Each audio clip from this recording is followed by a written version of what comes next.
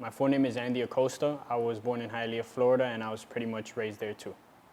So pretty much I was an electrician, and I was there for like 2 years, and it was something that my dad wanted me to do because it was his profession. And one day I just said, you know what, I'm gonna leave, and I want to go out and find something that's meant for me. So I ended up in a warehouse job, and like 2 years later I go to a gym just to like avoid traffic, to work out and actually just like, like burn a sweat. And eventually I ended up meeting a trainer by the name of Danny Chavez that was into MMA, and he started telling me like, hey, look, would you like to start fighting? And I'm like, you know what, sure. And from there on, we just continued with the journey. Okay. The first few days were fun. It was just something that I was doing for fun. It was nothing I was doing to get somewhere or anything. Like it was just flowing. Like, you get me? It was like, oh, I want to learn another move today. Let's see what I can learn the next day.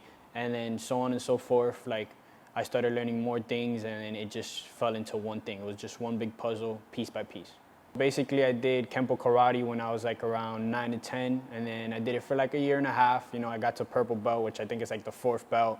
I competed twice. I competed 2 times in point fighting and 2 times in grappling, won first place in all 4. But there was just something about it that wasn't interesting me. Like, it was just like the whole like point system that you gotta avoid the face, you gotta hit on the top of the head. So I was just like, you know what, like, this is not for me. And then I ended up leaving because it was something that I found not so intense at the time, and I wanted something more intense. After 2-3 months in MMA, I lied. After 2-3 months in jiu-jitsu and doing boxing, we got into a competition by the name of New Breed, and I started competing, and that's when I first got my first gold medal. And I was like, wow, you know what? Like, I actually like this. Like, let's just keep going. And then that whole year we ended up competing in division above mines, divisions I didn't belong in, no gi.